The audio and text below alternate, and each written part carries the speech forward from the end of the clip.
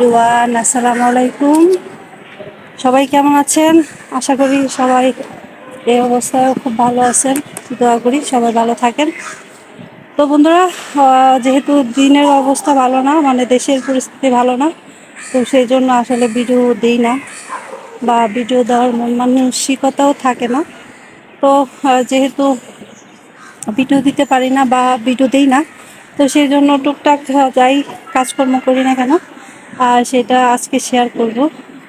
তো সব সময় সব কিছু আসলে শেয়ার করতে ইচ্ছা করে না, কারণ হচ্ছে যে যখন ইউটিউব দেখি, দেশের এই অবস্থা দেখি মানুষের, তখন আসলে চোখে পানি চলে আসে। আমি আসলে খুবই ইমোশনাল, খালি আমি না, দেশের প্রত্যেকটা মানুষ এই অবস্থা দেখলে খুব ইমোশনাল হয়ে যাচ্ছে।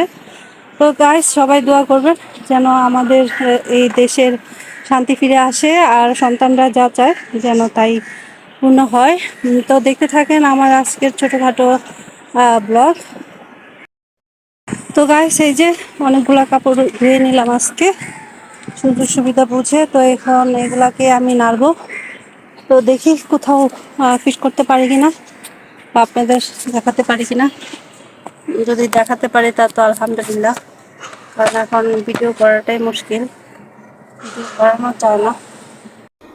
দেশের এই পরিস্থিতির কারণে কোনো কিছুই আসলে ভালো লাগে না, দুনিয়ার কাজকর্ম জমে থাকে, মনটা ভালো লাগে না, সেই জন্য করা হয় না।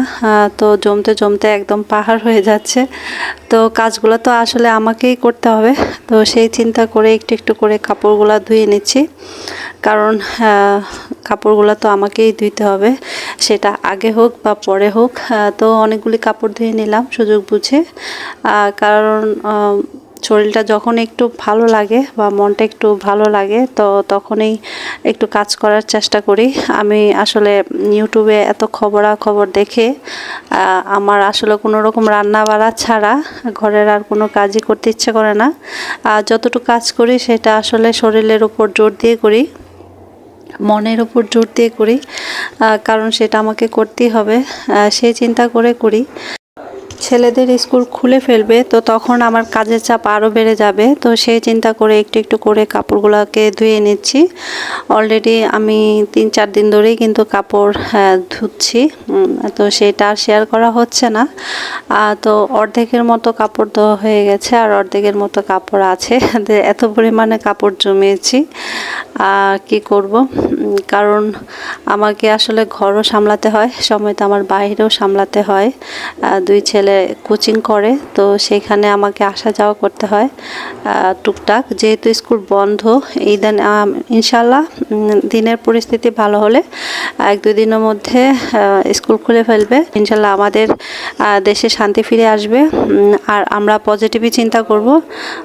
অলরেডি আমরা পজিটিভ উত্তর পেয়ে গেছি, আমাদের দেশ স্বাধীন হয়ে গেছে, এখন শুধু দেশ সুন্দরভাবে চালানোর পালায়। আর সেই সুন্দরভাবে চালানোর জন্য কাকে দায়িত্ব দেওয়া হবে সেটাই আমাদের দেখার বিষয়, আর সেটাই আমরা দেখব। আর ছাত্ররা যেহেতু চাচ্ছে আমাদের ডক্টর ইউনূস সাহেবকে কি বলে পাওয়ার দেওয়ার জন্য, তো সেটা দিলেই খুব ভালো হবে, সেটা আমার মতামত।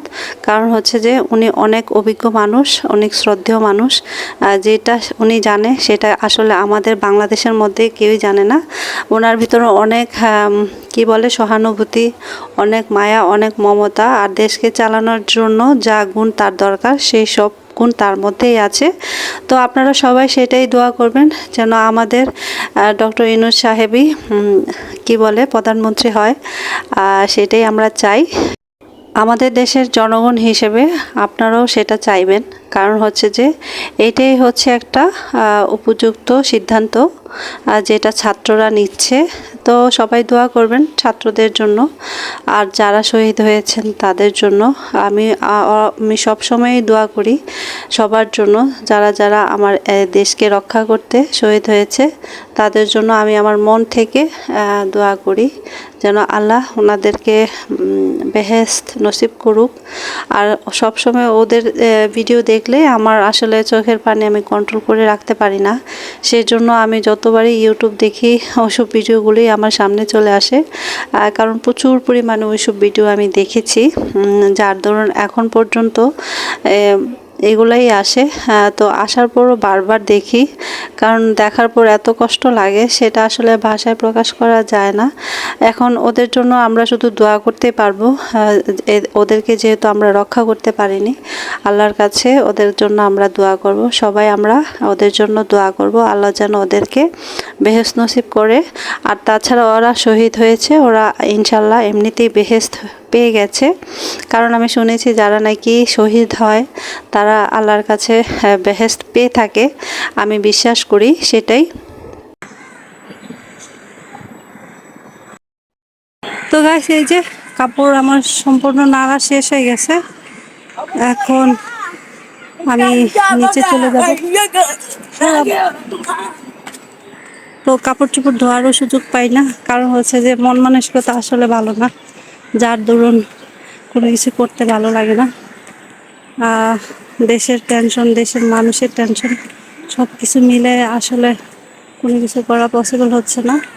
তো আলহামদুলিল্লাহ গাছের এই কয়েকদিনের বৃষ্টিতে গাছের ফুলগুলো ভালো হচ্ছে। গাছে প্রতিদিনই ফুল হয়, কিন্তু এই যে এখানে আমাদের একটা কি বলে মিষ্টি কুমড়া গাছ হচ্ছে,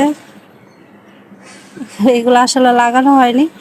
তো এখানে সবজি ফালা হয়, কাটা সবজিগুলো ফেলে ফেলে দেওয়া হয়, তো ওখান থেকে এগুলো হয়েছে। তো আলহামদুলিল্লাহ খুব ভালো, যার জন্য ওঠাই নাই। এগুলো থাকবে যতদিন। এই যে এগুলা অনলাইন থেকে এনেছি দারাজ থেকে, মোটামুটি অত দামিগুলো আনি নাই, কম দামিগুলোই এনেছি। কারণ হচ্ছে যে বেশি দিন আসলে ভালো ক্লিপও টিকে না, আর সেই জন্য অত দামি ক্লিপ নিয়ে আসি না, কম দামিগুলাই নিয়ে আসছি। জাহিদ, কি করো, কি করতেছো? তুমি দাঁড়াও, তুমি মাই খাইবা আমার হাতে। যাও ঘরে যাও। টাইলস এইভাবে ইয়ে করো না, টাইলস এভাবে ইয়ে করো না।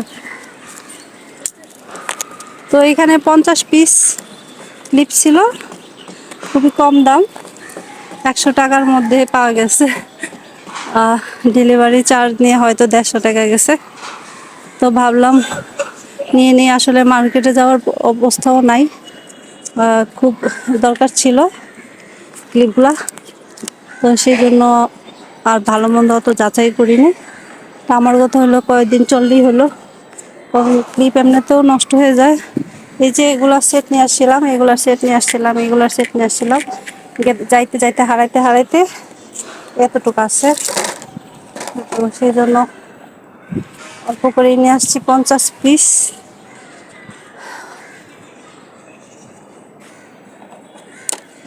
তো যতদিন যায় যাক, পরে দরকার হয় আবার অর্ডার দিব। কারণ অর্ডার দেওয়া যেহেতু একটু কঠিন কাজ না, খুব সহজ। তবে হ্যাঁ, ডেলিভারি পেতেও সময় লাগে, কারণ দেশের অবস্থার কারণে হয়তো ডেলিভারি পেতে আমার সময় লেগেছে 1 মাসের উপরে। এই যে আলহামদুলিল্লাহ আমাদের এইখান থেকে কালকে পোশাক নিয়েছি, এগুলো তো আসলে শেয়ার করার সময়ই নাই, ইচ্ছা করে না শেয়ার করতে, সেজন্য শেয়ার করা হয়নি। এই যে মাশাআল্লাহ বৃষ্টিতে সুন্দর একটা ফুল হয়েছে গাছে, অনেকগুলো ফুল হয় প্রতিদিনই। এই যে ফুল হচ্ছে আর মরতেছে, কারণ ফুল নেওয়া হয় না, গন্ধরাজ ফুল। এই যে আর বেলি ফুল তো কন্টিনিউতেই ফুল ফুটে।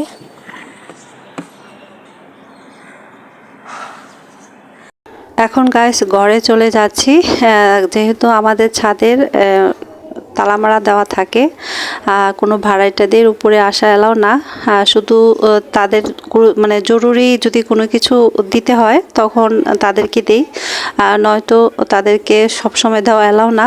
তো যাই হোক, আমার কাপড় চোপড় নাড়া শেষ। আমি গতকালকে যে শাকগুলো নিয়েছিলাম সেগুলোকে আর রান্না করি নাই, তো আজকে রান্না করব।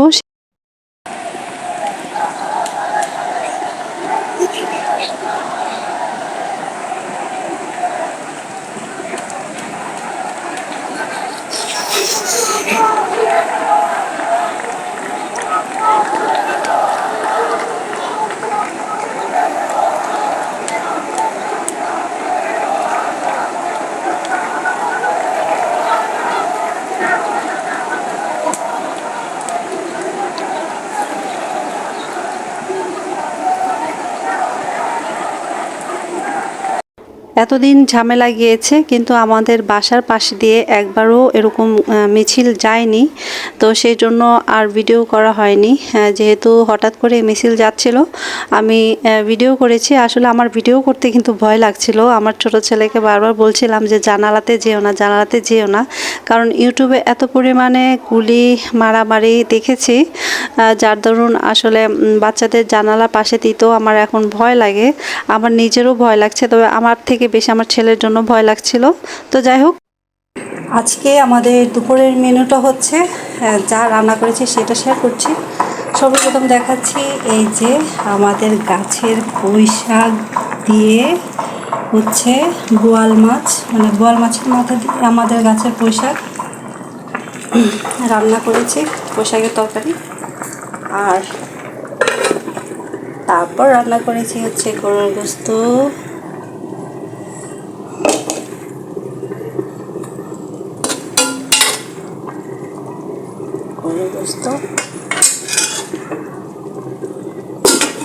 তারপর রান্না করলাম ডাল। ডালটা খুব মজা হয়েছে এবং খুব ভালো হয়েছে। তো এটা এখনো শেষ হয়নি, আরও জাল পড়বে। তো যতক্ষণ হতে থাকে থাকুক। চুলাটা মোছা হয় নাই, মুছতে হবে। তো গাইস, পোশাকের তরকারিটা রান্না করা একদম কমপ্লিট হয়ে গেছে, সেরকম দেখতে লাগছিল। আমি টেস্ট করেছি, দারুণ মজা হয়েছে আলহামদুলিল্লাহ। আজকে পেটটা পরে ভাত খাবো। তো গাইস, আজকে ভিডিও দেখে যদি আপনাদের ভালো লেগে থাকে তাহলে অবশ্যই বোনটির ভিডিওটিতে একটি লাইক দিয়ে দিবেন। আর নতুন হলে অবশ্যই চ্যানেলটাকে সাবস্ক্রাইব করে পাশে থাকবেন। সবাই ভালো থাকবেন, সুস্থ থাকবেন, নিজের দিকে খেয়াল রাখবেন। এ বলে বিদায় নিব। আসসালামু আলাইকুম, আল্লাহ হাফেজ।